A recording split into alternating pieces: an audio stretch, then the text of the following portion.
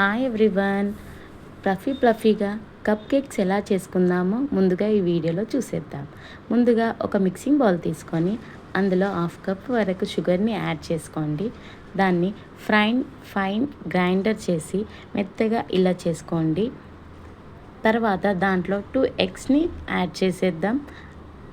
తర్వాత ఒక స్పూన్ని vanilla essence add చేసేయండి. దాని తర్వాత ఒక చిటికెడు ఉప్పు కూడా యాడ్ చేద్దాము. దాన్ని ఫైన్గా గ్రైండ్ చేసేస్తే ఇలా నురగలు వచ్చే వరకు గ్రైండ్ చేయండి. అప్పుడే మనకి కప్ కేక్స్ అనేది చాలా బాగా వస్తుంది. దాని తర్వాత ఒక కప్లో మైదా పిండి తీసుకోండి, దాంట్లో వేయండి జల్లించి.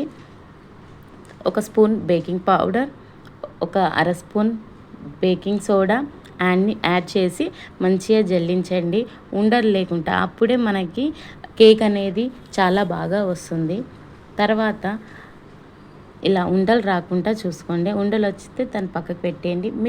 ఈ కేక్ బ్యాటర్ని మొత్తం కట్టెడ్ ఫోల్డెడ్ మెథడ్లోనే కలపండి, లేదా ఒక్కటే డైరెక్షన్లో కలిపితే ఇంకా బాగుంటుంది. ఇలా చేస్తే ఉండలు ఉండేది కూడా కట్టేది మంచిగా వస్తుంది, ఒకటే డైరెక్షన్. తర్వాత 1/2 cup oil, refined oil, use చేయని ఆయిల్ తీసుకొని మంచిగా కట్టండి. రిబ్బన్ కన్సిస్టెంట్ వచ్చే వరకు కలపండి. ఇలా కలుపుతూ ఉండే ఒక రిబ్బన్ కన్సిస్టెంట్ వచ్చే వరకు కలపండి. తర్వాత 3 బౌల్స్ తీసుకోండి.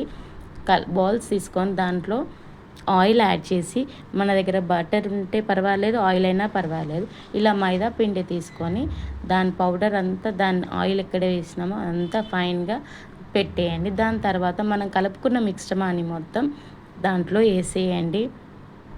ఇలా వేసేస్తే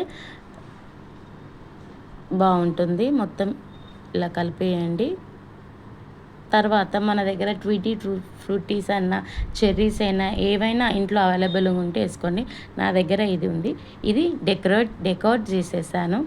అలా చేసుకున్న తర్వాత మనం ముందుగానే ప్రీహీట్ చేసుకున్న 15 మినిట్స్ ప్రీహీట్ చేసుకున్న బౌల్ని మీద ఇలా పెట్టేసి మూత పెట్టండి. మినిమం 15 to 20 మినిట్స్ తర్వాత ఇలా తీసేసి మనం ఏదైనా టూత్ పిక్ అయినా ఒక చాకుతోనైనా చూడండి, మనకి ఏది అంటుకోకపోతే కంప్లీట్ అయిపోయిన తర్వాత తీసి ఒక పక్కకు పెట్టేయండి. దాన్ని చల్లార్చిన తర్వాతనే తీయాలి.